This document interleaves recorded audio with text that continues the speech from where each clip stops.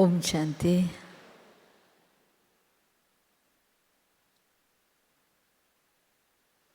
अभी आप सभी बहुत सुंदर विचार बिंदुओं के साथ एक रूहानी यात्रा कर रहे थे और ये रूहानी यात्रा हमको देह से दूर, बहुत दूर ले जाती है। जैसे बाबा ने आज कहा ना कि शिवालय, हाँ, शांति धाम और सुख धाम दोनों याद रहें। उठते बैठते चलते फिरते जितने याद रहेंगे उतना खजाना जमा होता जाएगा, औरों का भी उपकार होता जाएगा। तो आज हमारी अभी राधा बहन बहुत प्यार से, हमने देखा कि वो कमेंट्री करके आप सबको उस सफ़र पर ले जा रहे थे। आइए वाचा में आ जाइए, आपको ले चलते हैं उस सफ़र पे जो हमारे मीठे बाबा ने किया। हमारे रहनुमा, हाँ, हमारे पूर्वज, हमारे आदि सतगुरु पिताश्री प्रजापिता ब्रह्मा, जिनको परमात्मा ने चुना, कोटों में कोई, कोई में कोई, वो एक आत्मा जो सृष्टि के आदि से, हाँ, इसीलिए युग पुरुष भी कहा जाता है कि आदि से जिसने फर्स्ट प्रिंस का रोल निभाया और प्रथम सतयुग का राजकुमार बना, धीरे धीरे अंतिम जन्म में कहाँ से खोज निकाला उसे शिव बाबा ने, और खोज करके उसके तन का आधार लिया। और जिस समय बाबा ने, उस सतगुरु ने ब्रह्मा को ब्रह्मा बनाया, उस समय ब्रह्मा बाबा दादा लेखराज थे। और दादा लेखराज भी, हाँ, कोई छोटे मोटी हस्ती नहीं, लखपति, करोड़पति, नाम भी, मान भी, शान भी, वैभव भी, सब कुछ था।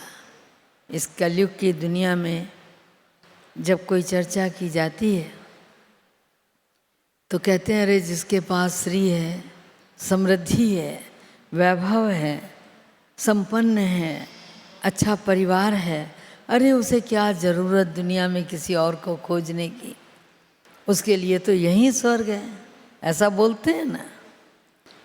तो दादा लेखराज के पास सब कुछ था, श्री भी थी, समृद्धि भी थी, संपन्न परिवार भी था, और नाम मान शान जो चाहिए सब कुछ था। ऐसे रथ को उस जगत नियंता ने चुना।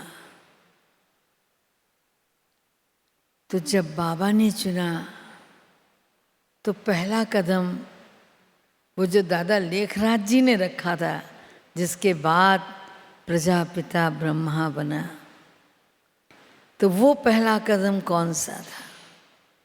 क्योंकि योग तो निराकार से लगा लोगे, हर्जा नहीं, वो शिव बाबा बिंदु स्वरूप है ना, उससे योग लग जाएगा। लेकिन जब जीवन में व्यवहारिक धरातल पर हमें चेंजेस लाने होते हैं, कुछ परिवर्तन करना होता है, लौकिक जगत को अलौकिक में बदलना होता है, उस समय हमारे सामने कोई साकार प्रतिमा चाहिए होती है, जिसे देखकर हम ये महसूस कर सकें, हाँ, इनमें वो चेंज आया और ये हम में चेंज ला रहे हैं। मुझे याद है, अभी कुछ साल पहले की बात है, धार्मिक सम्मेलन ऊपर चल रहा था और एक संत ने, 2-3 संतों का ग्रुप था, हम लोग वहीं बैठे थे डाइनिंग में। हम ये देख रहे थे कि भोजन संपन्न हो जाए तब हम यहाँ से हटें। तो एक दूसरे कक्ष में शांति से 2-3 लोग हम लोग बैठे हुए थे।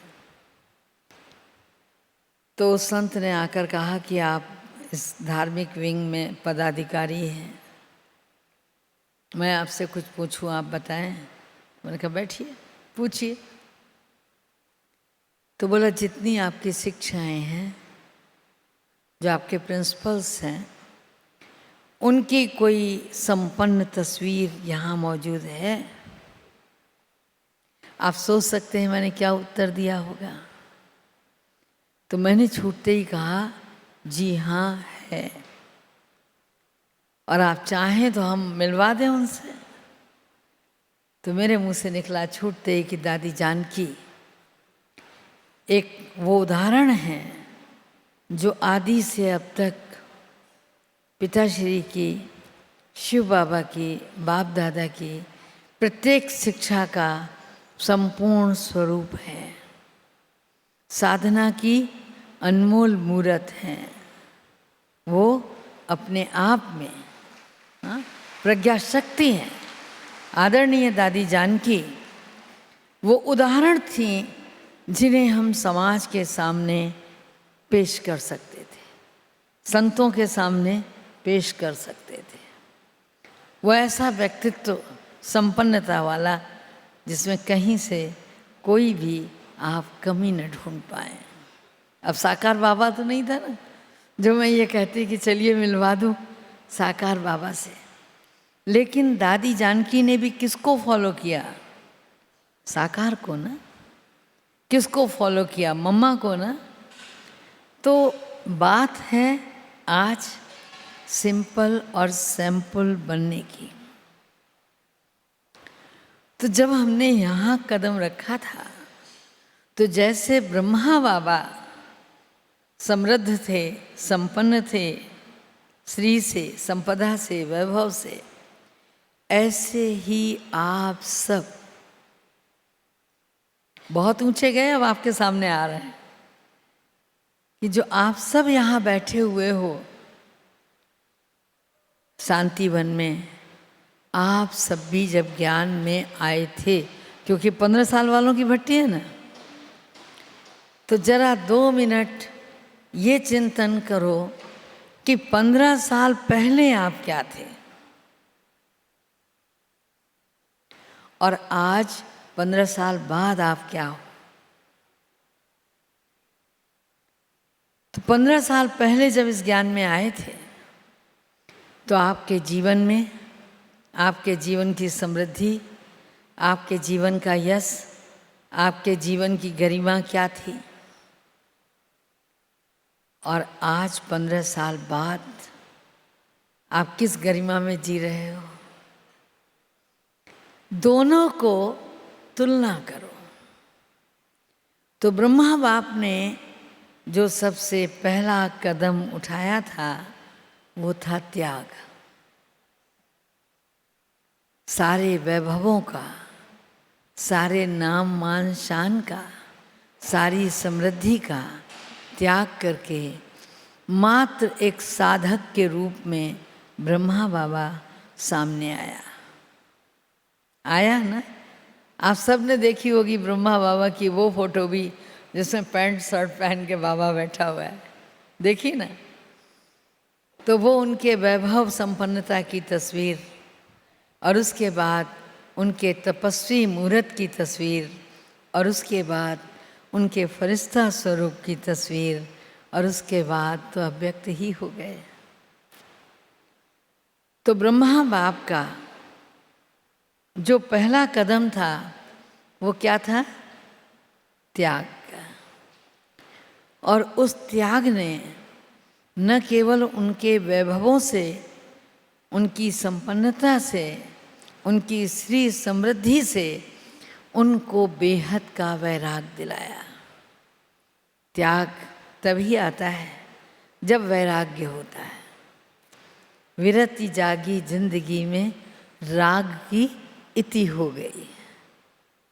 तो बाबा के अंदर जैसे ही वो वैराग्य पल्लवित हुआ तो वो वैराग्य क्षण भर का नहीं था, वो वैराग्य शमशानी नहीं था, वो वैराग्य अल्पकालीन नहीं था। उन्हों के अंदर जो वैराग्य जगा था वो बेहद का वैराग था। और वो त्याग ब्रह्मा बाप को फॉलो करने वाले, हाँ, कदम पर कदम रखने वाले ही महसूस कर सकते हैं। इसीलिए मैंने कहा जरा 2 मिनट महसूस करके देखो कि आप पहले क्या थे आज से 15 साल पहले, और जिन्हों में वो वैराग नहीं जागा, आज भी नहीं जागा,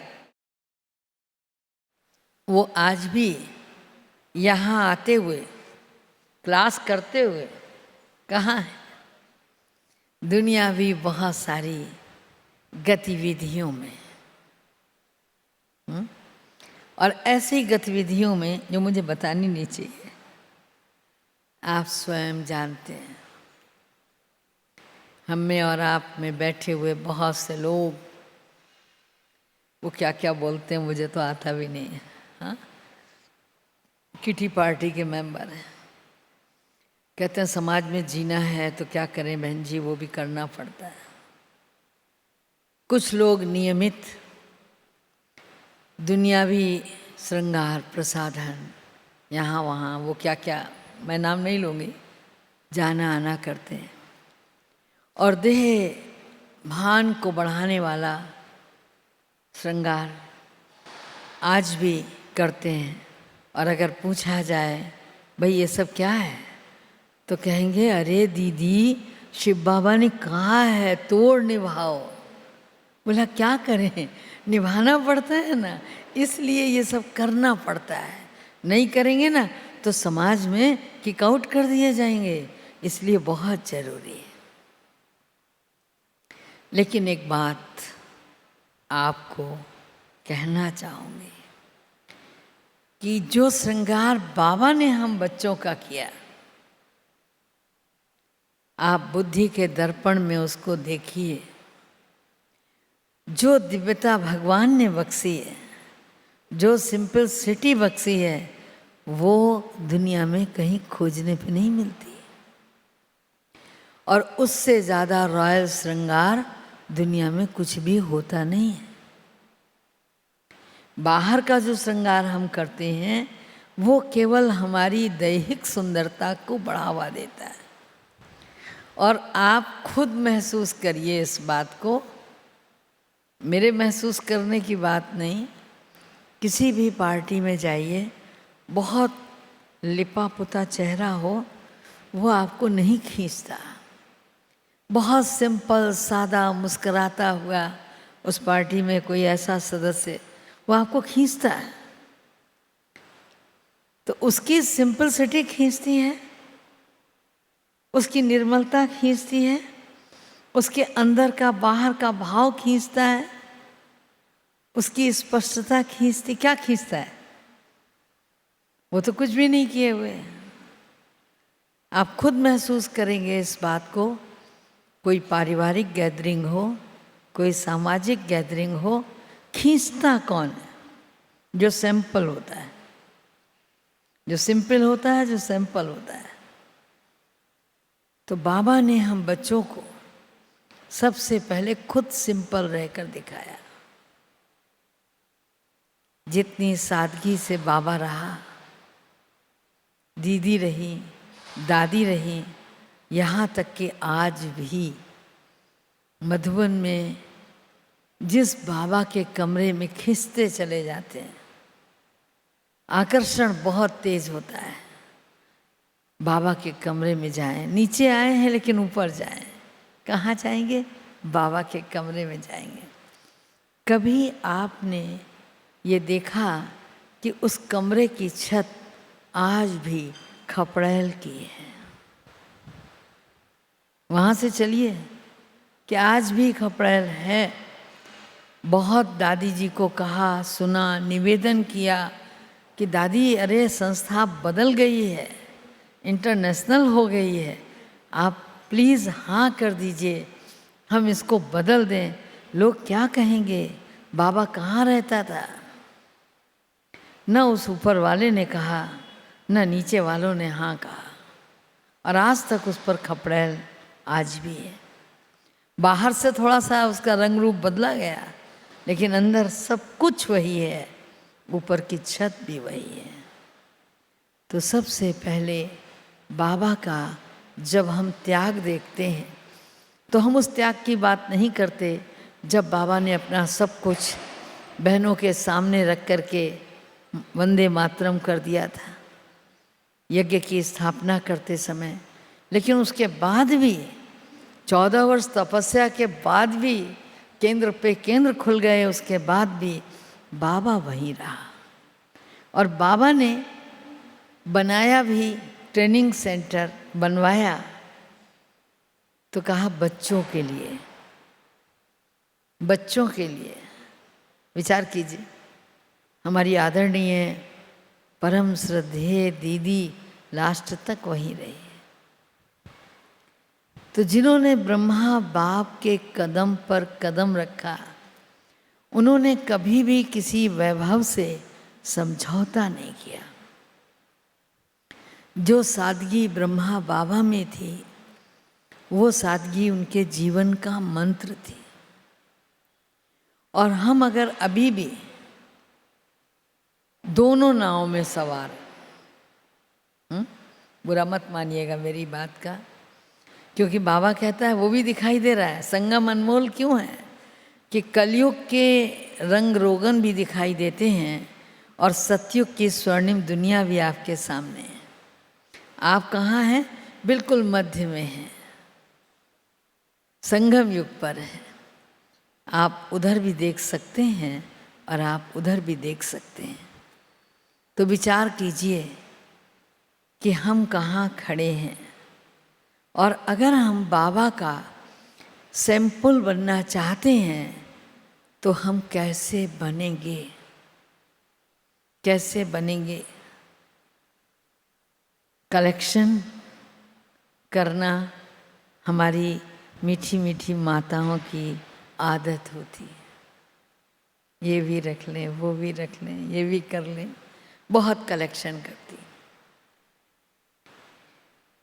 ये जो दुनियावी चीज़ों का कलेक्शन है, इससे बुद्धि को हटा लें, और कलेक्शन करना है तो ज्ञान रत्नों का कलेक्शन करें।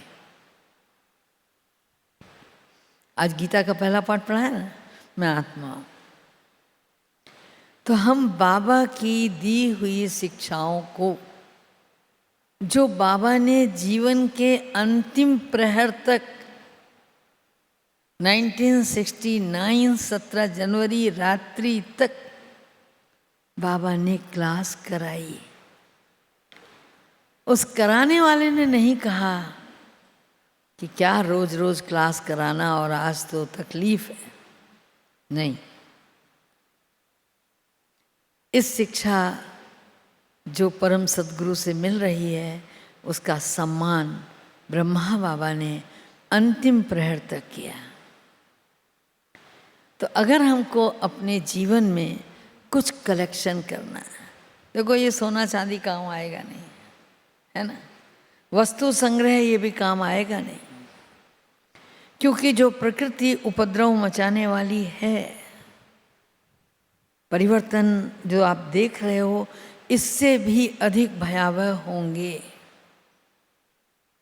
अभी आपने कोरोना एक महामारी देखी, अभी नेक्स्ट लोग कह रहे हैं कि एक दूसरी महामारी का भी सामना करना पड़ेगा, और मे बी पॉसिबल कि वो उससे भी अधिक भयंकर हो। तो बाबा जो हमारा बराबर कहता है कि मीठे बच्चे, बहुत काल का अभ्यास चाहिए। हे अर्जुन, अगर बाबा का सैंपल पीस बनना है तो अपने जीवन से हमें क्या शब्द मिटाना होगा, क्या मिटाना होगा? आप बताओ, क्या मिटा दें जो हम बाबा के सिंपल पीस बन जाएं। बाबा की शिक्षाओं में से ही बाबा ने कहा, कभी शब्द मिटा दो, कभी शब्द को जीवन में कोई स्थान नहीं दो, कर ही लेंगे, देखा जाएगा, कभी तो हो ही जाएंगे। नहीं, जो करना है अभी करना है। अगर कलेक्शन भी करना है तो बाबा की वाणियों में से उन महावाक्यों का कलेक्शन करो जो जीवन को प्रफुल्लित कर दें, जो जीवन को श्रृंगारित कर दें। अभी नहीं तो कभी नहीं, दूसरों को कहते हैं, लेकिन नहीं, ये हमारे जीवन का भी सच है। न जाने किस गली में जिंदगी की शाम ढल जाए। यहाँ हम इतने सारे बैठे हुए हैं, क्या ये दावा कर सकते हैं कि अरे अभी क्या ज़रूरत पड़ी है, अभी तो बहुत ज़िंदगी है, कर ही लेंगे धीरे धीरे? नहीं, आज की दोपहर खुशनुमा है, शाम भी इतनी खुशनुमा होगी कि नहीं, हम नहीं कह सकते।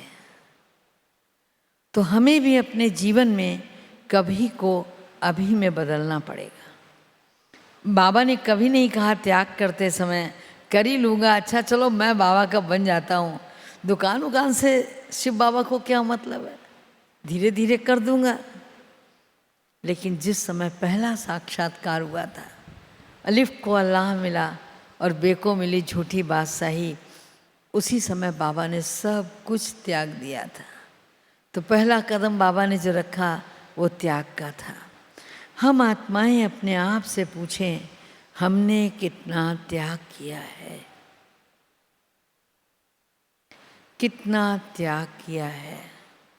बाबा इतना सरल करके ज्ञान भी बहुत सूक्ष्म निवाले की तरह छोटा सा करके खिलाता है हमको। कोई कठोर बात बाबा ने आज तक हमको नहीं कही। सहज ज्ञान है, सहज योग है। हमने कितना त्याग किया, क्या किया? सच पूछिए, अपने आप से पूछिए। बाबा के कदमों पे चलने वाला त्याग हुआ हमसे?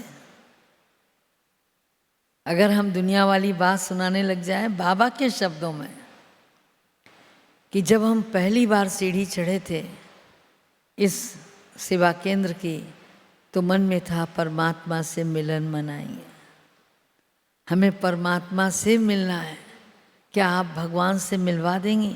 आप सब ने ये सवाल किया होगा अपनी निमित्त बहन से। और उसके बाद कुछ दिन तो बहन से डायरेक्ट कनेक्शन रहता है, फिर क्या होता है, अड़ोसी पड़ोसी से परिचय होने लग जाता है और आने वालों से हमारा कनेक्शन उनसे हो जाता है।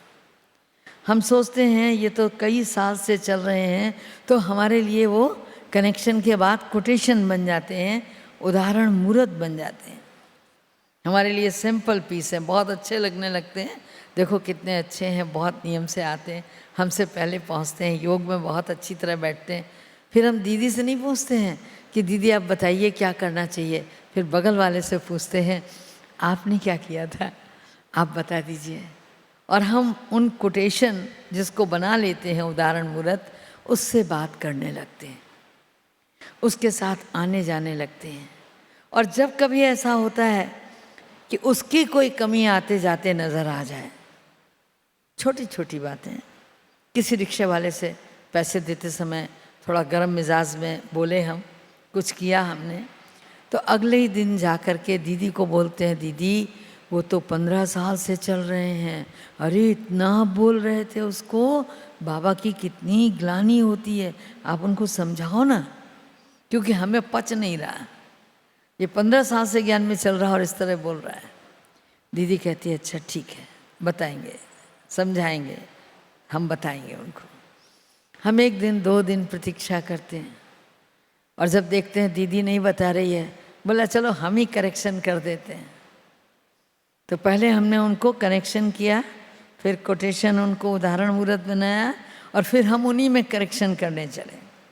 और जब हम खुद उनको डायरेक्ट वो बात देते हैं और कहीं उलट के उन्होंने कह दिया, अरे क्या सोचते हो आप, दीदी तो मुझसे भी ज़्यादा करती है। तो पता लगा पूरा पहिया पंचर हो गया, हवा निकल गई। जब किसी ने ऐसा बोल दिया, बोला हाँ दीदी भी करती है क्या, बोला और क्या। तो अभी क्या हुआ, पहिया पंचर हो गया। बोला तब तो ठीक है ना, फिर तो हम भी कर सकते हैं ना। हमने एक नेगेटिव कार्ड अपनी जेब में रख लिया, वो कर सकता है, वो कर सकती हैं, तो मैं भी। और बाबा इस बात को बहुत पहले से जानता था, इसीलिए बाबा ने हर एक मुरली में एक बात कही, फॉलो फादर फॉलो मदर। बाबा ने कभी नहीं कहा follow brother and follow sister, कहा कभी। तो हमें जो सिंपलिसिटी अख्तियार करनी है वो ब्रह्मा बाबा के जीवन से करनी है। वो जो अद्भुत जीवन कहानी पढ़ते हो ना, वो पढ़ करके तकिए के नीचे रख देने के लिए नहीं। मातेश्री का मास चल रहा है, वो केवल पढ़ के जगदम्बा की जीवन कहानी रख देने के लिए नहीं, उसको प्रैक्टिकल देखो। मैंने कल कहा था ना कि आप में से ही सती अनसुईया थी, आप में से ही मीरा है, आप में से ही राधा है, कोई कहीं और नहीं।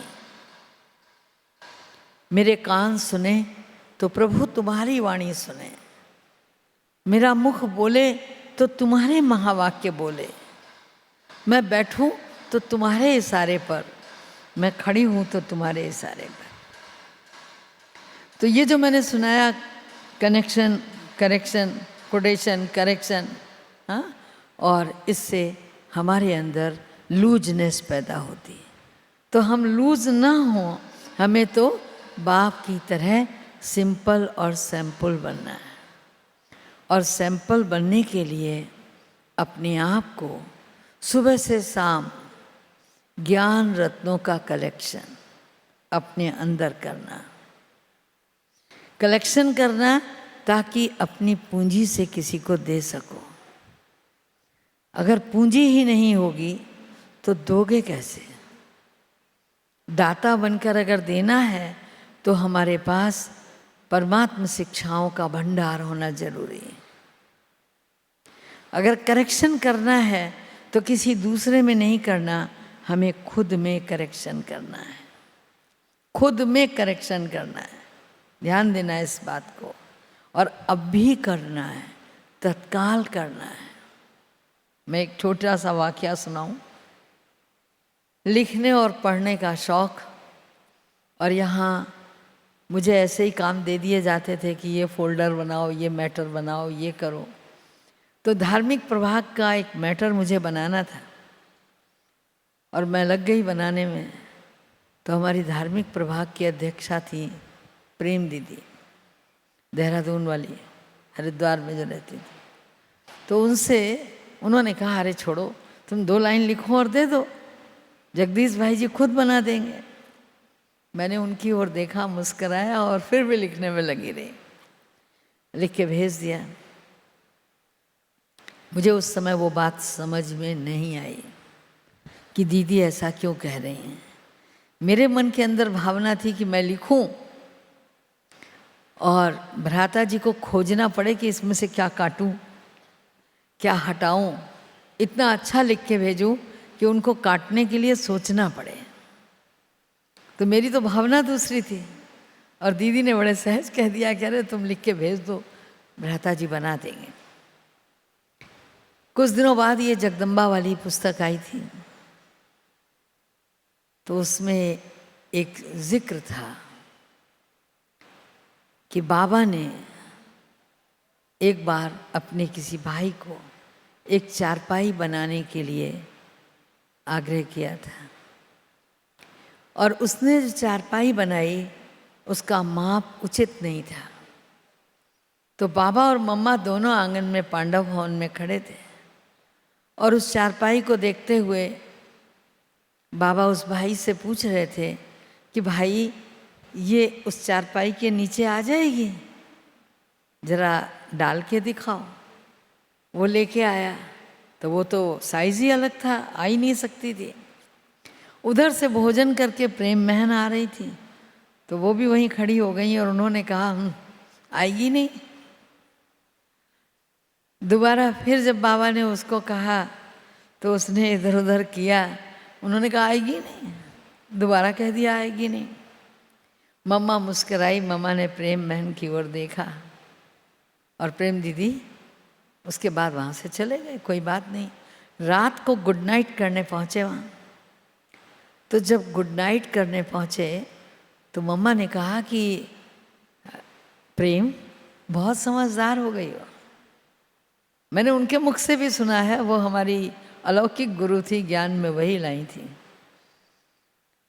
बहुत समझदार हो गई हो। तो प्रेम बहन को थोड़ा सा शॉक्ड हुआ कि मैंने ऐसा क्या काम किया है मम्मा, मैंने क्या किया है, आप ऐसे क्यों कह रहे हो। मम्मा ने कुछ नहीं कहा, फिर हंस दी, बोला नहीं मम्मा आप बताइए, आप बताइए मैंने ऐसा क्या किया है। तो उन्होंने कहा कि तुमने, जब बाबा खड़ा था मैं भी खड़ी थी, हम सब समझ रहे थे कि ये नहीं आएगी, लेकिन हम कोई नहीं बोले, तुमने 2 बार बोला। बोला हाँ मम्मा गलती तो हो गई। कहा सोचो जरा।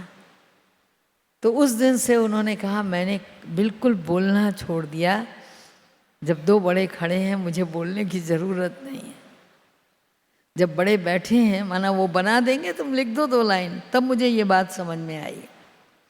तो कहाँ फॉलो करना है ज्ञान को, जीवन में धारण करने के लिए हमको कहाँ फॉलो करना है, कहाँ करेक्शन करना, अपने आप में, दूसरों में नहीं। अगर हम अपने आप में करेक्शन करेंगे तो दूसरों के करेक्शन खुद हो जाएंगे। बाबा को वो डांट के भी बोल सकते थे कि ये गड़बड़ किया तुमने, लकड़ी बर्बाद कर दी, ऐसा कर दिया, वैसा कर दिया, एक शब्द नहीं बोला। प्रैक्टिकल ब्रह्मा बाबा ने उस भाई को बुला के रियलाइज़ करा दिया कि तुमने गलत बनाया है, तुमने गलत किया है। वो बहुत शर्मिंदा हुआ और बोला मैं इसको ठीक करके लाता हूँ। उसके बाद कभी उसने कोई चीज़ बिगाड़ी नहीं। तो तरीके 2 होते हैं ना, करके समझा दिया बाबा ने कि खुद करो, देख लो क्या किया है। तो इसको कहते हैं करेक्शन करना। हम दूसरों का करेक्शन करना आसान समझते हैं। देही अभिमानी हमको बनना है, हम अगले को बना रहे हैं। अरे हम बन जाएंगे तो अगला तो अपने आप बन जाएगा। फिर बाबा ने एक मात्र रहनुमा था। जैसे अभी तो हमारे आगे बहुत सारी दादियाँ थी, हम कहते हैं इनको देख लो, उनको देख लो, उनको देख लो, वो सब उदाहरण मूर्त है। लेकिन बाबा के आगे तो कोई नहीं था। बाबा स्वयं में उदाहरण मूर्त था। स्वयं में हर कदम बाबा का बहुत अलौकिक था। और ये अलौकिकता की झलक, सिंपलिसिटी की झलक बाबा की दिव्यता से सदैव मिला करती थी। बाबा एक बार पटना से एक भाई आए थे, प्रोफेसर थे, और कमरे में लेटे हुए थे। उनके साथ कोई गरीब भाई भी आया था। वो जो कंबल ओढ़ के लेटा हुआ था उसमें कई होल थे, तो वो सिकुड़ के लेटा हुआ था, ठंड लग रही होगी। बाबा ने अपनी शॉल उतारी और डाल दी। अब तो वो जमाना ही नहीं रहा। दादियाँ भी हर कमरे में दिखवाया करती थी। सब 10 बजे बिस्तर पर पहुँच गए। आज कौन कहाँ पूछ रहा है, इतना बड़ा दैवी परिवार है। तो ब्रह्मा बाबा ने जो पालना दी, साथ में लच्छू दादी थी। लच्छू दादी ने कहा बाबा मैं दूसरी शॉल ला रही हूँ। बाबा ने कहा नहीं, बच्चा बहुत दिन बाद सोया है, नींद खुल जाएगी, कोई बात नहीं। और बहुत प्यार से बाबा ने उसको शॉल उड़ा दी। आप कल्पना कर सकते हैं सुबह जब वो उठा होगा तो उस पर क्या गुजरी होगी। जब उसने ये सुना होगा कि स्वयं भगवान का रथ मेरे कमरे में आया, स्वयं भगवान आया और मुझे ये शॉल उड़ा कर गया, कितनी खुशी रही होगी। कितना जीवन में उल्लास रहा होगा, कितना आनंद हुआ होगा, कितने नेत्रों से अश्रु बहे होंगे। तो बाबा ने जो इस यज्ञ को पाला, केवल शिक्षाओं से नहीं पाला, बाबा ने केवल शिक्षाएं देकर नहीं पाला। अगर हमें अपने अंदर कलेक्शन करना है तो हम बाबा के जीवन से ऐसी घटनाओं का कलेक्शन करें कि जो बाबा ने उदाहरण मूर्त बन करके खुद का नहीं देखा, खुद की कभी चिंता नहीं की, इस इतने बड़े यज्ञ को पालन करने में अपने, सब जानते हैं कि बेगरी पार्ट था और कोई भाई ऐसे ही जंगल में भ्रमण करने गए थे, बहुत प्यार से बहुत अच्छी अच्छी चुन चुन के जामुन लेकर आए थे और लाके बाबा को अर्पित की थी कि बाबा ये आप स्वीकार कीजिए। उसी समय किसी बहन ने आके कहा, बाबा मुझे बहुत खारिश, स्किन डिजीज़ हो गई, खुजली हो रही है बहुत। तो बाबा ने बड़े प्यार से वो सारा का सारा उस बहन को दे दिया और बोला इसका सेवन करो, इसको खाने से तुम्हारी खुजली मिट जाएगी। इट इज़ ट्रू, बहुत बड़ा सत्य है ये। तो बाबा ने जो पालना दी पल पल, वो अपने आगे से भी उठाकर अपने ऊपर से भी हटा कर दी। तो हमें अगर कोटेशन बनना है तो हम अपने आसपास अपने इस प्रिय दैवी परिवार में कितनी पालना दे रहे हैं, सोचने का विषय। ज्ञान तो देते हैं, सेवा करते हैं, खूब अच्छा सुनाते हैं, लेकिन सुनाने के साथ साथ वो हमारी जीवनचर्या से कुछ ऐसा उठा ले जिससे कि उसके जीवन में आमूल परिवर्तन आ जाए। तो बाबा ने कभी दिव्यता का प्रदर्शन नहीं किया, वो खुद ब खुद होती थी। भव्यता का प्रदर्शन नहीं किया। बाबा जब बैठ जाता था योग में तो दिव्यता और भव्यता बाबा के चेहरे से झलकती थी। किसी को बाबा ने कभी भी कोई ऐसे कटु शब्द नहीं बोले, कोई अहम भरी बात कभी नहीं की। बाबा कभी कभी कहा करता था कि जिसको भगवान की पहचान मिल जाएगी वो कभी रुक नहीं सकता, वो दौड़ा चला आएगा। इसी तरह का भाव इटावा में एक शर्मा जी रहते थे, उनके मन में आया कि बाबा ने कहा है कि जब पहचान लिया है तो तुम रुक कैसे सकते हो, मैं आज ही जाऊंगा। और वो वहाँ से चल के यहाँ आबू पहुँच गए। उन दिनों पहला कमरा जिसमें भ्राता राजयोगी निर्वैर जी का ऑफिस है, उस कमरे में अतिथियों को ठहरा दिया जाता था क्योंकि और कोई ऐसा कमरा पक्का था नहीं, वो तो बहुत बाद में बना है और सब। तो बोले अभी चलो बाबा से मिलने, उनकी युगल ने कहा। बोले मैं नहीं जाऊंगा, बिल्कुल नहीं जाऊंगा। अरे जब बाप है वो, मैं यहाँ तक आ गया हूँ, अब वो मुझसे मिलने आए, मैं क्यों जाऊँ, मैं तो आ गया ना उसके दर पे। बाबा भी कितना रमजू रमजबाज था। बाबा के कान में ये बात आई कि वो आए हैं और ऐसा ऐसा बोल रहे हैं। तो कहा ठीक है। दादा आनंद किशोर जी को कहा बच्चे को नक्की लेक दिखा लाओ। वो उन्हें घुमाने गए। बाबा उनके कमरे तक गया पीछे, और जब पीछे बाबा उनके कमरे तक गया तो वो कमरे में थे नहीं। तो बाबा लौट आया। जब वो नक्की लेक से लौट के आए और उन्होंने सुना कि बाबा मुझसे मिलने आया था, तब तो घड़ों पानी, अंदर में बहुत लज्जित, और बोले नहीं मुझे अभी बाबा से मिलाओ, अभी बाबा से मिलाओ। भगवान मेरे दर तक आया और लौट गया। और उसके बाद जब बाबा से मिले तो एकदम बाबा को दोनों हाथों से कस के जकड़ लिया और जो आंखों से आंसू बह रहे हैं निरंतर, बाबा मुझसे भूल हो गई, मैं नक्की ले गया, आप कमरे तक आए और चले गए। तो बाबा ने उनका भी मान रखा कि बाबा आया कमरे तक, और बाबा ने अपना भी सम्मान रखा। दोनों चीज़ें रखी। युक्ति युक्त ढंग से बाबा ने उस आत्मा को बलिहार करा लिया।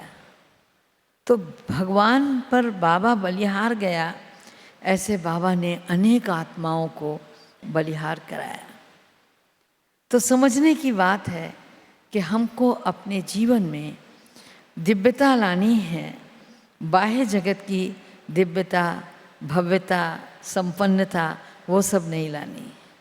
सिंपल रह करके साधक हमेशा सादा रहता है। और हमें किसके लिए सजना है? जिसके लिए सजना है उसे बाहरी श्रृंगार की कोई ज़रूरत नहीं। शिव बाबा को आत्मिक श्रृंगार की ज़रूरत है। शिव बाबा को आत्मिक दृष्टि की ज़रूरत है। शिव बाबा को आत्मिक संकल्पों की, श्रेष्ठ संकल्पों की ज़रूरत है। शिव बाबा को हमारे अंदर शुभ भावना और शुभकामना की ज़रूरत है। तो हमें अगर अपना श्रृंगार करना है, हमें अपने पास कलेक्शन करना है, तो शुभ भावना का और शुभकामना का कलेक्शन करना है। हमें अगर अपना श्रृंगार करना है तो देही अभिमानी बनने का श्रृंगार करना है। हमें अगर अपना कोटेशन बनना है तो अपनी वाणी में वो माधुर्य घोलना है। वो माधुर्य घोलना है जो किसी के भी घाव पर मलहम लगाने का काम कर दे, जो अशांत आत्माएं हैं उन्हें शीतल कर दे। तो उसके लिए हमको अपने अंदर परिवर्तन लाना है, अपने कलेक्शन को देखना। उस कलेक्शन को नहीं देखना जो बहुत व्यर्थ में जमा है, बहुत व्यर्थ में जमा है। ये जो व्यर्थ का कलेक्शन है ये हमको अंत में बहुत दुखी करेगा। मैं आपको बता दूं, बहुत तेज़ बाढ़ आई हुई थी और सबने मुझे कहा कि आप बाढ़ दिखाने ले चलो। मैंने मना किया।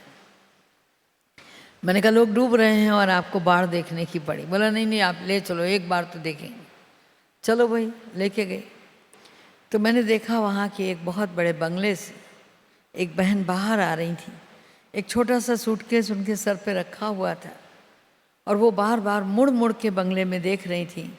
कार खड़ी हुई थी, पानी ऊपर तक भरा हुआ था। अब आप सोचिए कि वो बाहर आ रही थी, पैर उनके पीछे खींच रहे थे क्योंकि बहुत कुछ उस बंगले में था।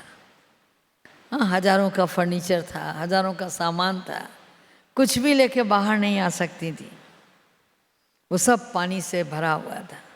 वो जो कुछ अमूल्य रहा होगा थोड़ा बहुत, उसको लेकर के वो सूटकेस अपने सर पे रख के बाहर आ रही थी। तो ऐसा दृश्य ये केवल वहीं का नहीं है कि प्रयाग का हो, ये हर जगह प्रकृति की आपदाएं हमको कहीं ना कहीं मजबूर करेंगी। तो वो मजबूर न करें, उसके पहले हम मजबूत हो जाएं। हमारा किसी में अटैचमेंट न रहे। बाबा का किसी में अटैचमेंट नहीं था, दादियों का किसी में अटैचमेंट नहीं था, व्यक्ति में नहीं, वैभव में नहीं, स्थान में नहीं, संपत्ति में नहीं। सब निरासक्त थे। और हम आज भी कहीं ना कहीं आसक्त हैं। और उस आसक्ति के कारण हम शिकायत करते हैं अक्सर करके, क्या करें दीदी, योग नहीं लगता, क्या करें मन में शांति नहीं होती, क्या करें हमारी जो बाबा कहता है कि आस और विश्वास का तार कभी टूटे नहीं, बीच बीच में खंडित हो जाता है। कारण कि अभी भी हम एक को नहीं पकड़े, अनेक को पकड़े। और दादियों ने एक को पकड़ा, बाबा ने एक को पकड़ा, आपकी दीदियों ने जब एक को पकड़ें, अनेक को छोड़ दें, तब हम एग्जाम्पल बन सकते हैं। सब तज एक भज, तब हम निरासक्त रह सकते हैं। तो बाबा के कदम पर कदम रखने के लिए वो त्याग, वो दिव्यता अपने अंदर लाने के लिए, आत्माभिमानी बनने के लिए अपने आप को बहुत घिसना पड़ेगा, बहुत घिसना पड़ेगा। जैसे बाबा ने आदि में अपनी डायरियों में लिखा, मैं आत्मा हूँ, जसोदा आत्मा है, फला आत्मा है, बार बार लिख के पुनरावृत्ति क्यों कराई जाती है? करत करत अभ्यास से जड़मति होत सुजान। कहते हैं जड़ बुद्धि भी हो तो वो भी सुजान हो जाता है अगर निरंतर अभ्यास करता है तो हमें भी अभ्यास करना है। बाबा ने हमारा श्रृंगार करने में न जाने कितने सामान खर्च किए। बाबा ने हमारा श्रृंगार करने में न जाने कितने वरदान दिए हैं। तो उन श्रृंगारों से, उन वरदानों से खुद को सजाने का हम प्रयत्न करें। हम भट्टी में आए हैं ना, अभी बहुत समझाया बहनों ने कि हमको मौन रहना है, हमको अंतर्मुखी रहना है। कल जब टोली बट रही थी तो बहुत चूँ चूँ चूँ चूँ चूँ चूँ जैसे चिड़िया कलरव करती है, कुछ शोर इधर से आ रहा था, कुछ उधर से आ रहा था। हमें मौन रहना है। जब तक हम मौन नहीं रहेंगे, अंतर्मुखी नहीं रहेंगे, तब तक अपना आत्म अवलोकन नहीं कर पाएंगे, तब तक हम अपने आप को चेक नहीं कर पाएंगे। और जब चेक नहीं कर पाएंगे तो चेंज भी नहीं कर पाएंगे। बहुत बार ऐसा लगता है कपड़े चेंज हुए हैं, केवल कपड़े चेंज हुए हैं। सफ़ेदी बहुत आई है, दो राय नहीं है, लेकिन इस सफ़ेदी के साथ जब अंतर मन में सफ़ेदी आ जाए, जब हम गुणग्राही बन जाएं, एक बात पक्की कर लो, अगर अंतर मन में आप सफ़ेदी चाहते हो तो देखने की नज़रें बदल लो। ये इतना बड़ा दैवी परिवार, इतनी बड़ी बगिया बाबा की लगाई हुई, एक एक आत्मा भगवान ने स्वयं चुनी है। कोई भी इनमें से गैर नहीं है, ये हमारे अपने हैं। इन्हें बाबा ने चुना है। हम एक बाप के बच्चे हैं। हमारी नज़रों में किसी की कमी आती क्यों है? और अगर कमी देखते भी हैं तो हम क्यों नहीं सोच पाते कि पुरुषार्थी है, आज नहीं तो कल सुधर जाएगा। आखिर इसने हमारे बाबा को तो पहचाना।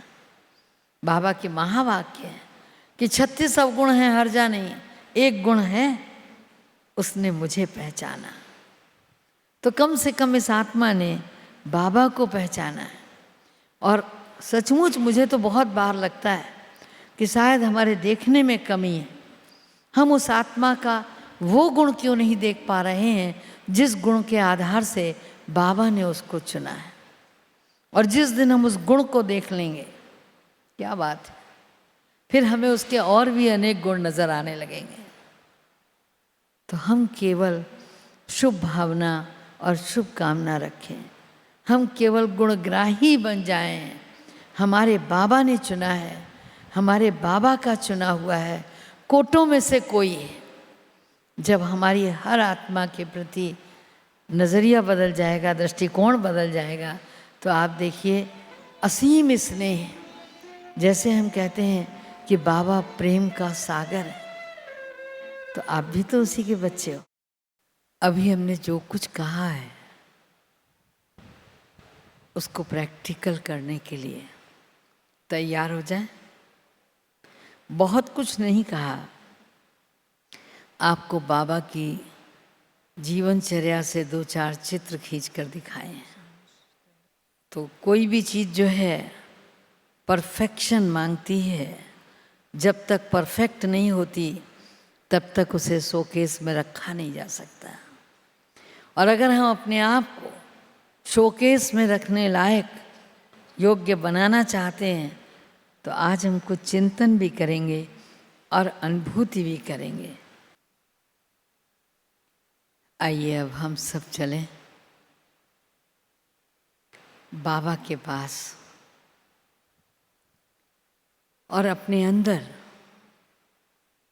उस सर्वशक्तिवान की दी हुई विधा को उतारते हुए परफेक्ट बने, नो इफेक्ट नो डिफेक्ट, किसी भी प्रकार के प्रभाव से मुक्त।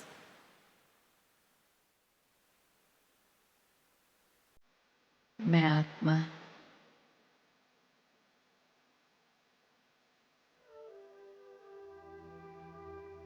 कोटों में कोई,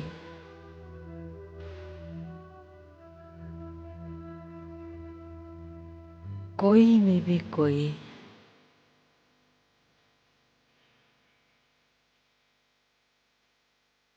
पद्मा पदम भाग्यशाली हो।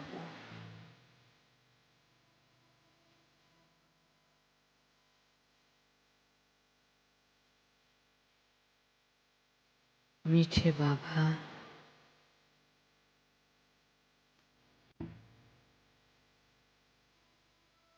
मैं आत्मा आपकी बहुत बहुत शुक्रगुजार हूँ।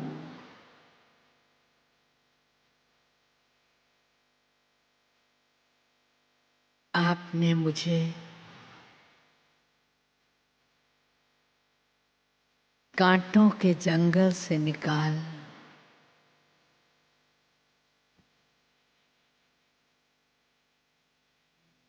दिव्य उपवन में पहुंचा दिया।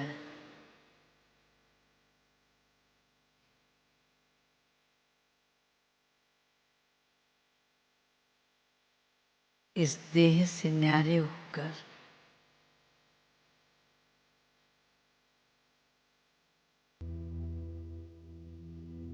बाबा के सन्मुख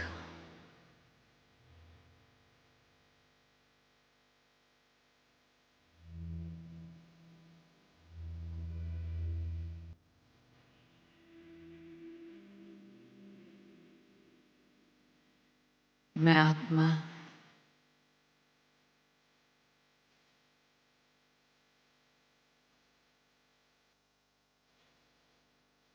अपने ओरिजिनल स्वरूप में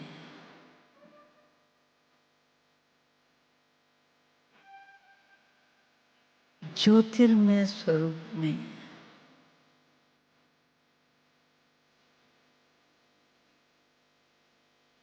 जो दिव्य है,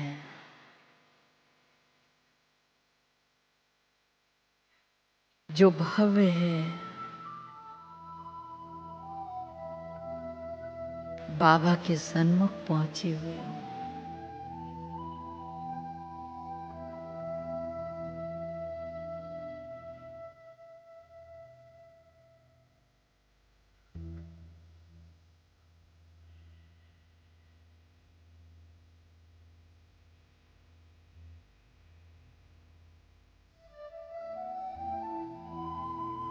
मेरा प्रभु पिता भी ज्योति पुंज स्वरूप है।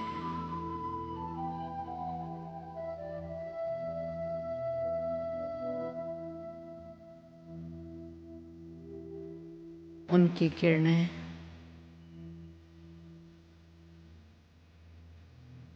मुझ आत्मा पर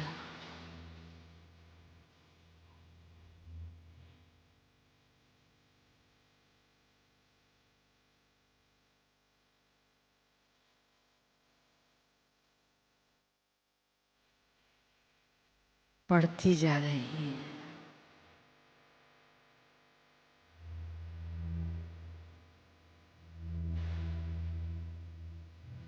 मैं प्रभु प्रेम में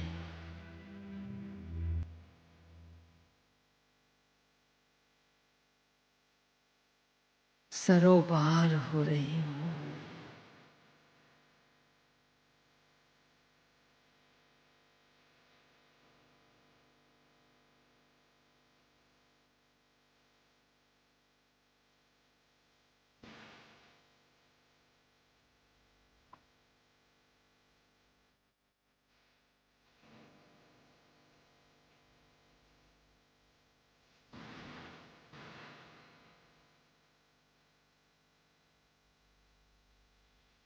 ये प्रभु प्रेम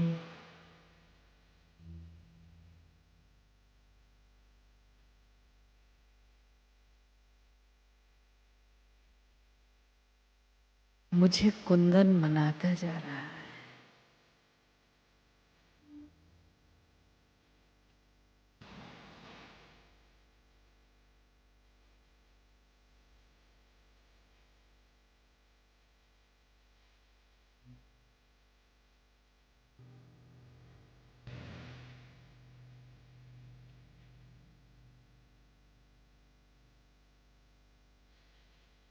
ये प्रेम की किरणें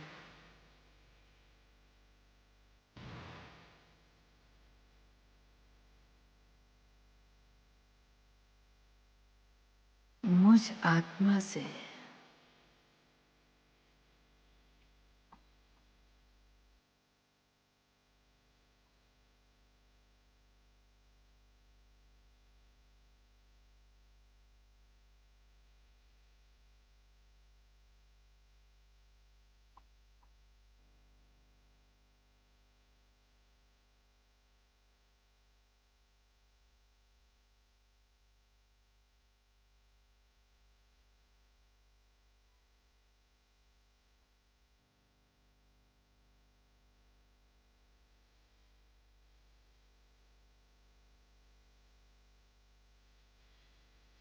मैं शीतल और शांत होती जा रही हूँ।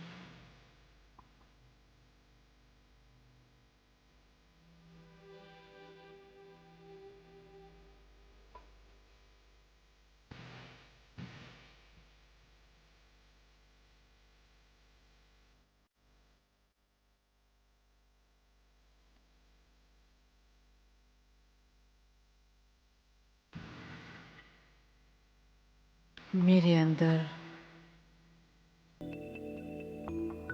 प्रकाश बढ़ता जा रहा है।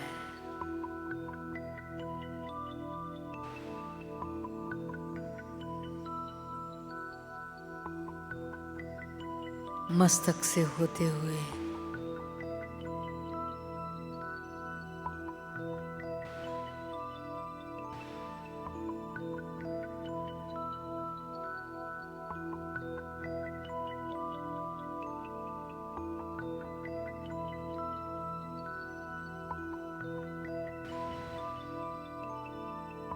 मेरे नेत्रों में ज्योति बनकर निकल रहा है।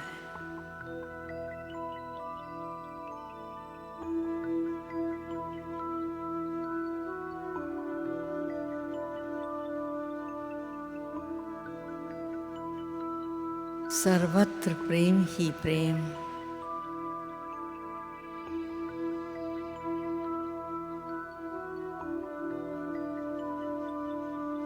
मुझ आत्मा द्वारा प्रवाहित हो रहा है।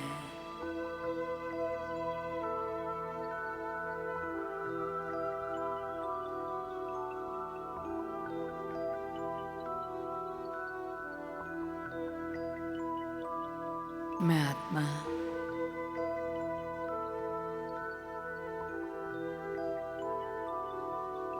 ज्ञान रत्नों से श्रृंगार कर रही हूँ।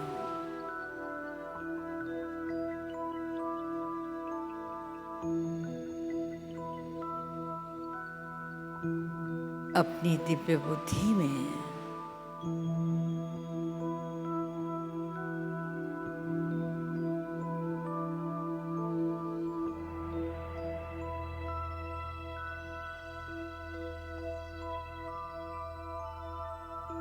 मैंने इस बात को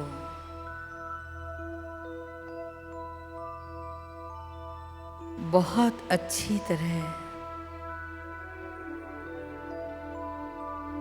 ग्रहण कर लिया है।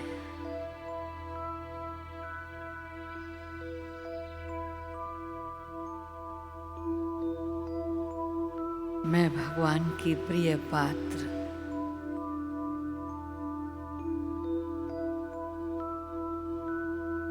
न मुझ जैसा कोई था, न मुझ जैसा कोई है।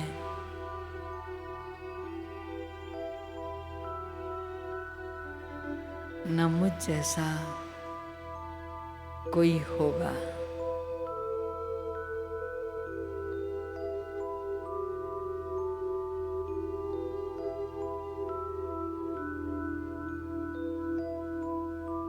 मैं स्वयं में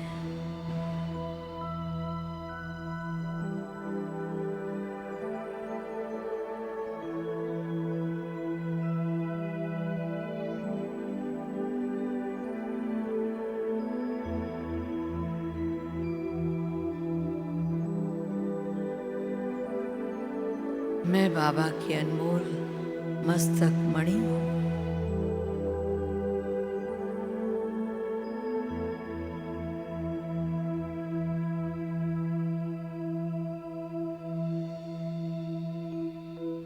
बाबा मुझ द्वारा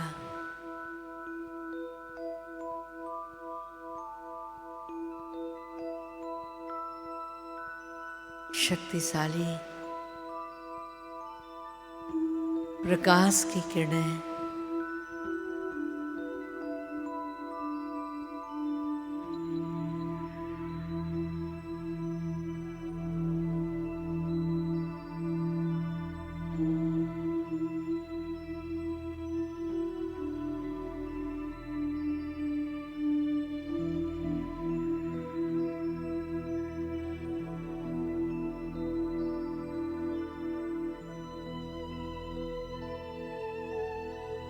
चारों ओर इस प्रकाश से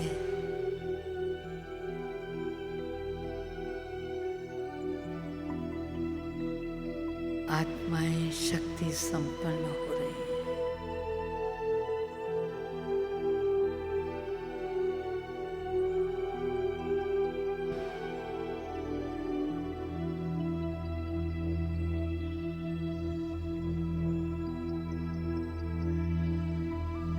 मैं बाबा की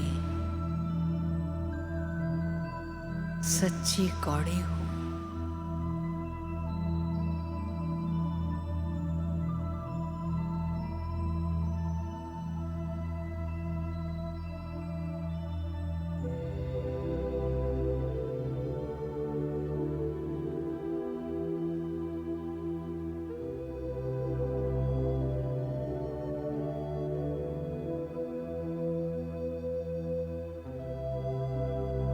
मेरी सत्यनिष्ठा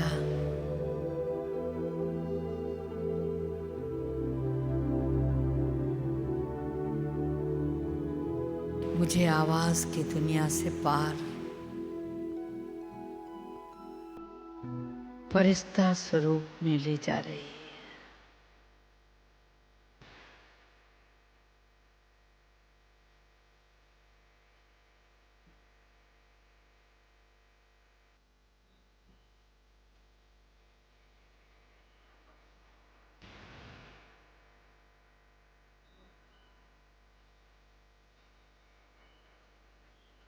मेरी सत्यता में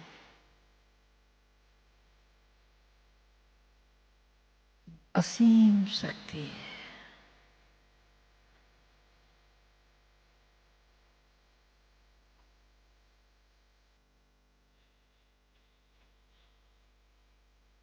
मैं सत्य मूर्त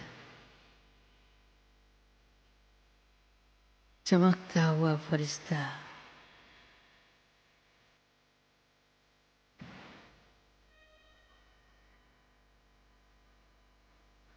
असत्य से कोसों दूर हो गया हूँ।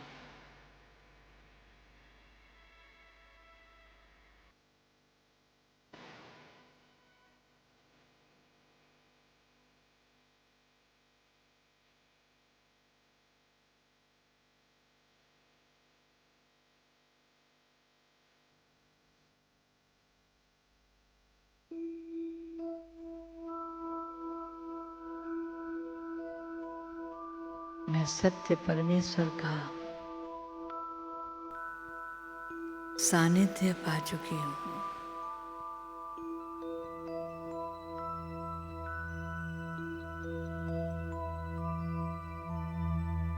वो सत्य जो शिव है, कल्याणकारी है।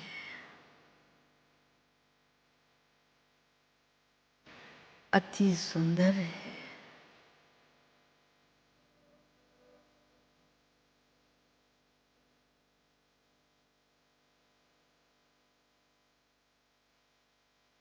मीठे शिव बाबा ने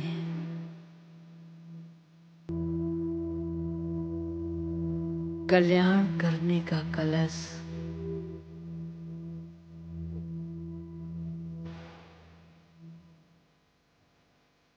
हम आत्माओं के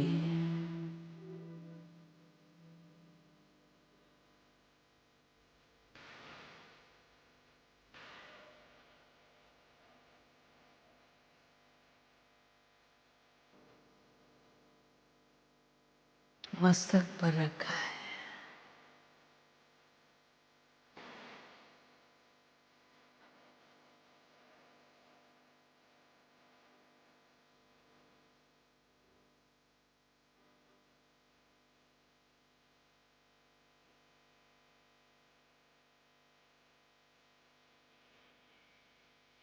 ये कलश लेकर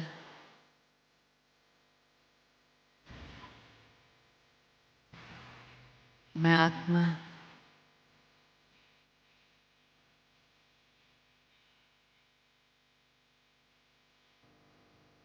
जहां भी कदम रखूंगी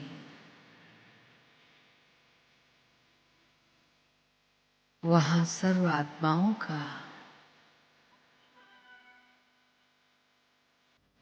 कल्याण ही कल्याण होगा।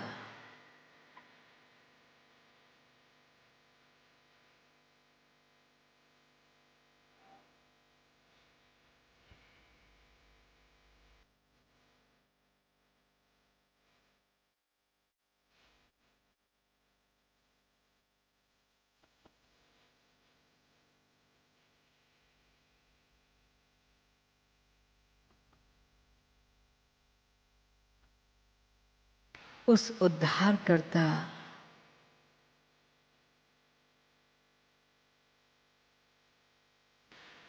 शिव पिता ने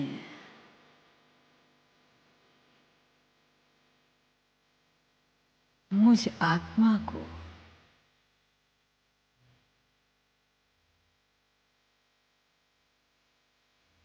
वंदनीय बनाया है।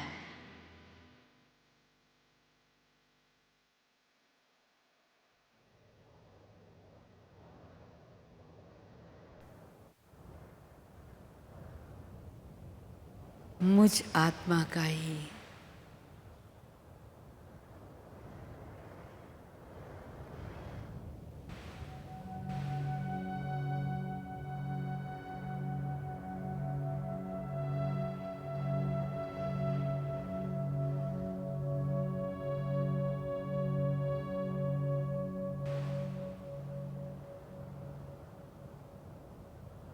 सृष्टि के प्रारंभ से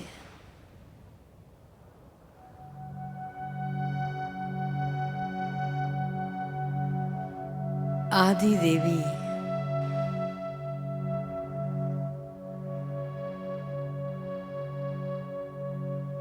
जगदम्बा का स्वरूप दिया।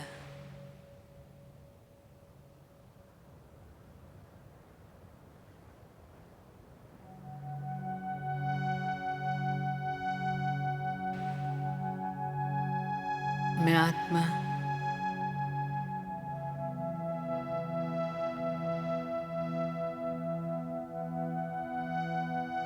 इस संपूर्ण जगत की पालनहार हूँ।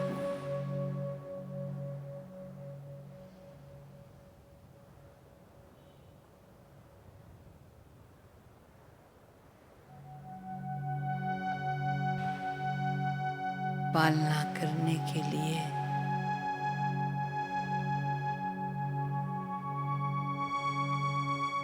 मुझे 2 शस्त्र दिए,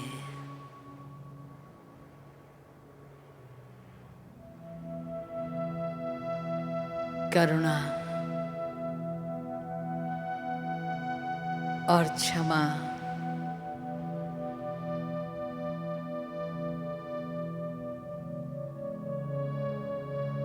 ये मुझ आत्मा के अलंकार हैं।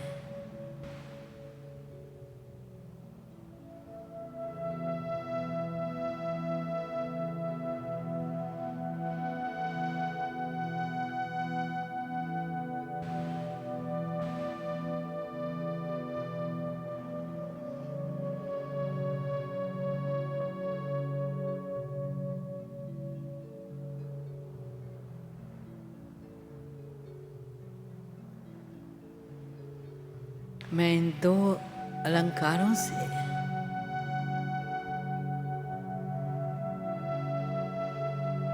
संपूर्ण सृष्टि का श्रृंगार करने वाली आत्मा हूँ।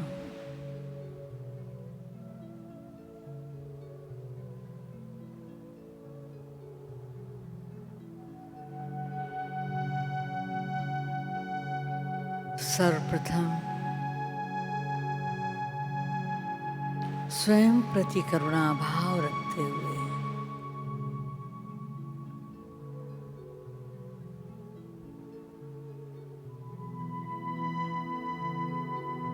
कैसी भी आत्मा हो,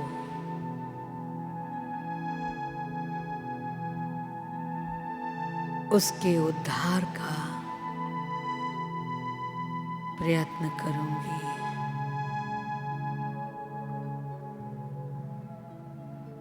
कैसे भी अवगुण हों,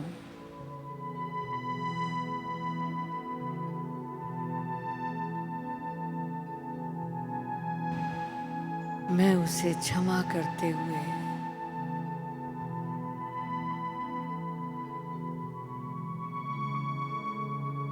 शुभ और श्रेष्ठ के लिए प्रेरित करूंगी।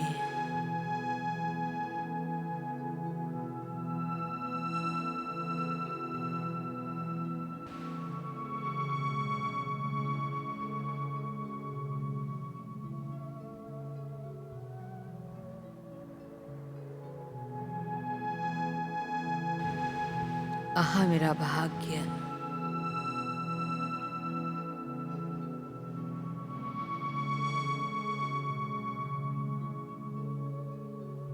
इस कार्य ने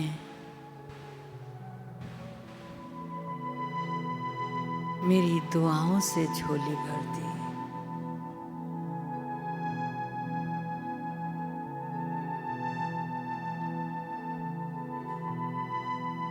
मैं आत्मा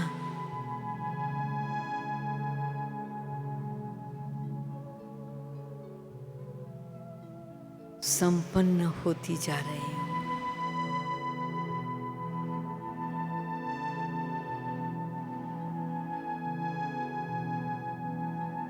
अपने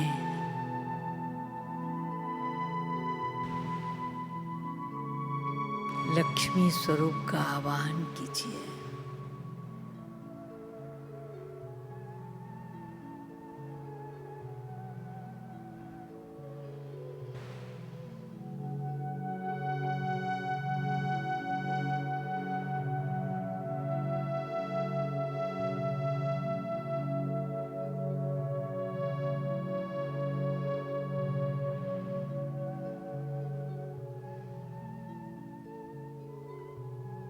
आपका त्याग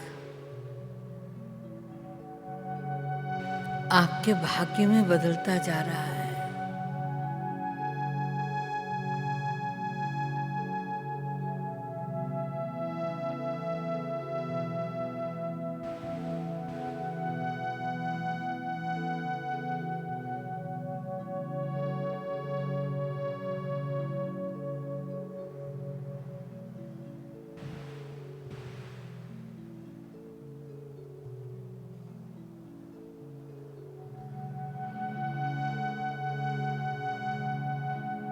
मैं अपने भाग्य को देख देख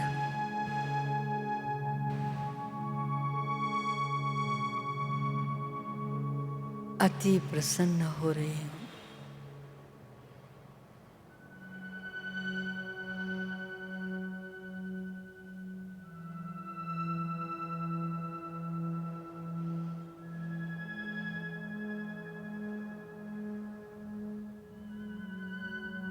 मैं आत्मा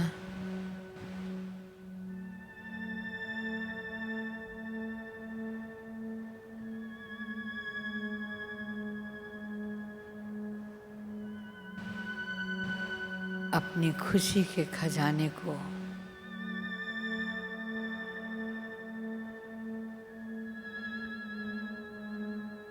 देख देख कर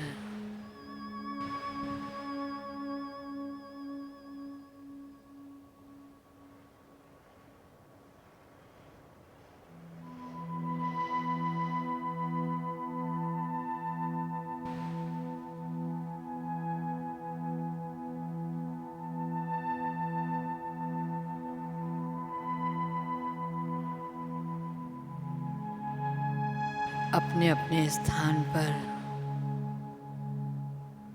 खड़े हो जाएं।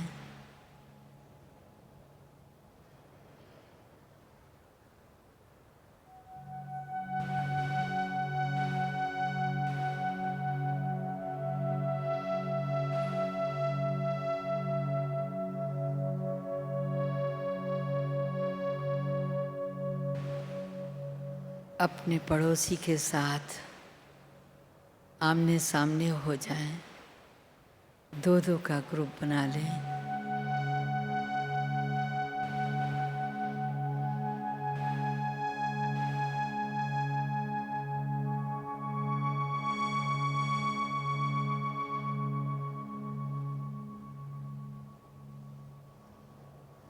खुशियों का दृष्टि से आदान प्रदान करें।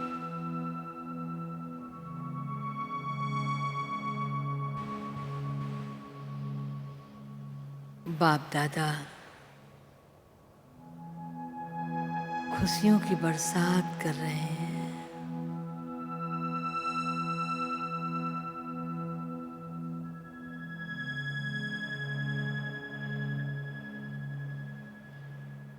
मैं खुश नसीब हूँ।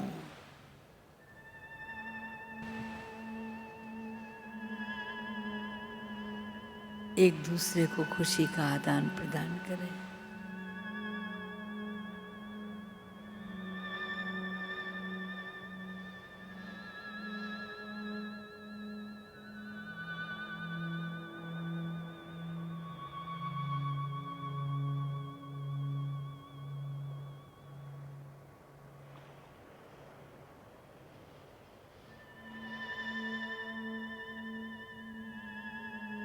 मेरे जीवन में कोई दूर दूर तक कांटा नहीं है।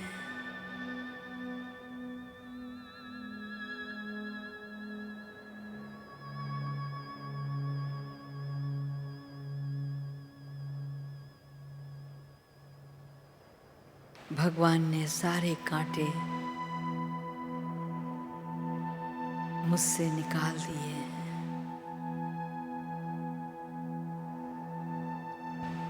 ये सामने वाली आत्मा मेरे परम प्रिय परम सतगुरु द्वारा चुनी हुई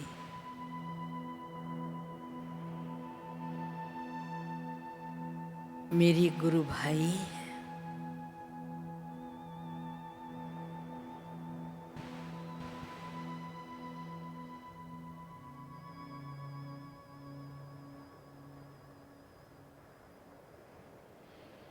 सब पीछे की ओर मुड़ जाएं।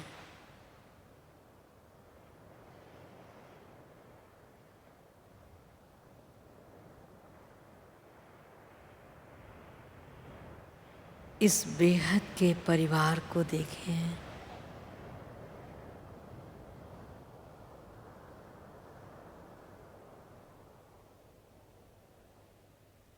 उस जगत नियंता ने कितने बड़े परिवार का सदस्य बनाया है।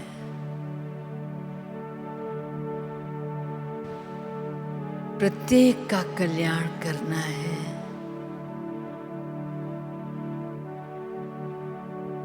एक दूसरे के हाथ में हाथ दें।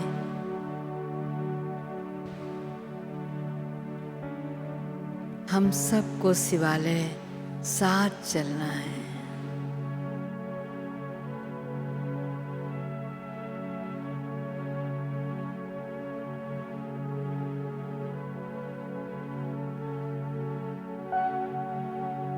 इस कॉस्ट्यूम को यहीं रख दें।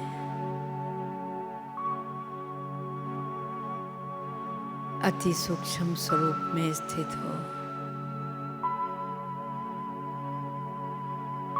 चले ज्योतिर्मय धाम की ओर।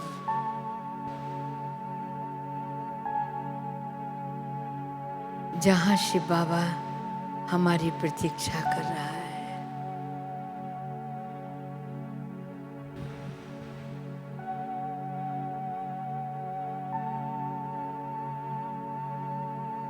वो जगत कल्याणकारी,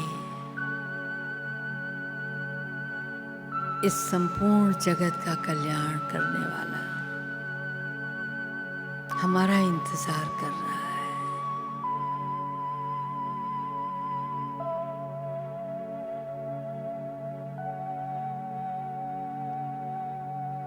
मैं आत्मा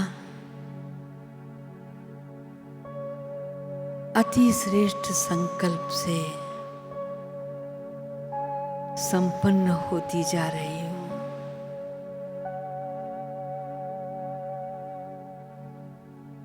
आज से, अभी से हर आत्मा के प्रति श्रेष्ठ और शुभ भाव रखूंगी।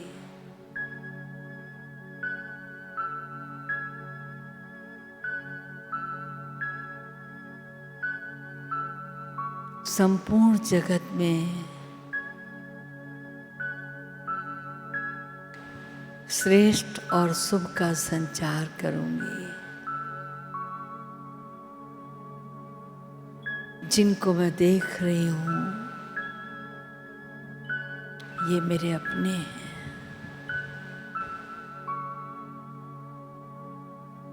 जिनको नहीं देख पा रही वो भी अपने हैं।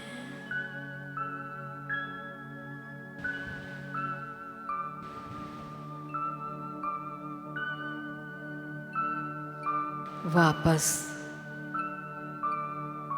अपने अपने स्थान पर स्थान ग्रहण कर लें।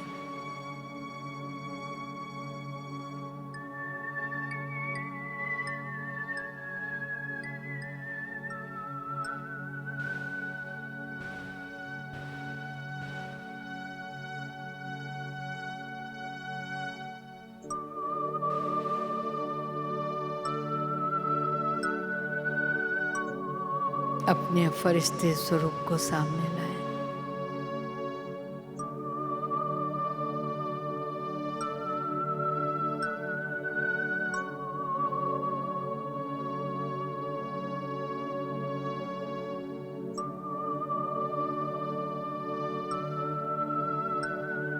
मुझे मास्टर दाता बनो।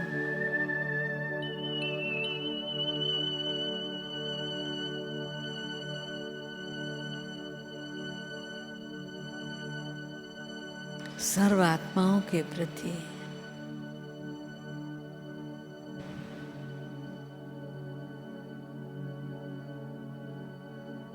सदैव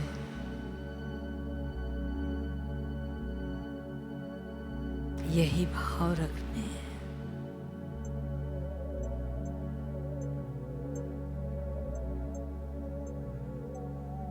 मैं मुक्त हूं बंधनों से।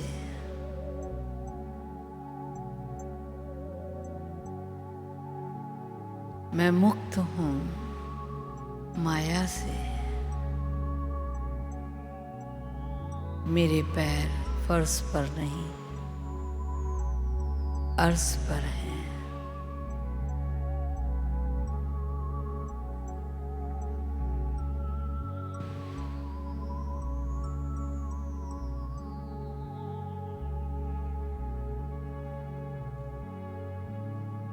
ये अभ्यास करते हुए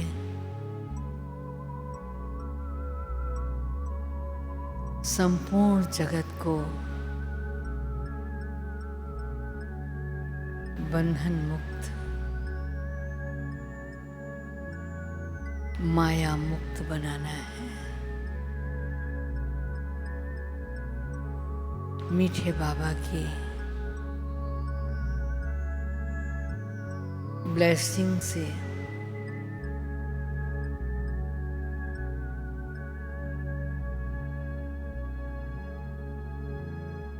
हर समय अपना श्रृंगार करना है।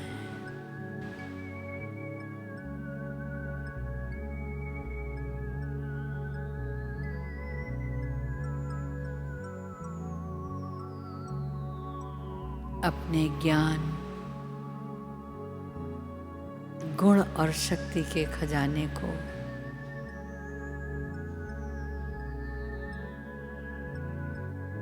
संपन्न कर।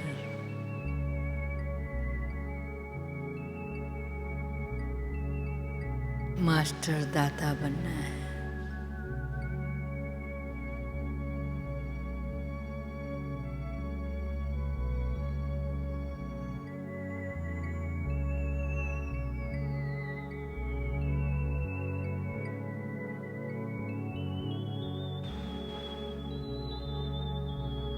यही मेरे परफेक्शन का आधार है।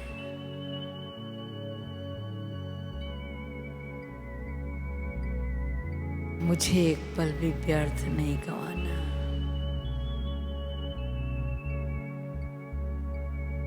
समय बहुत कम है।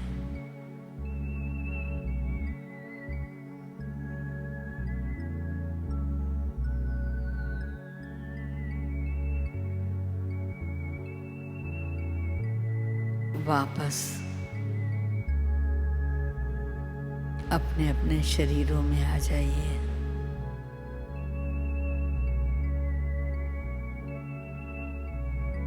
कर्म जगत में उतर आइए।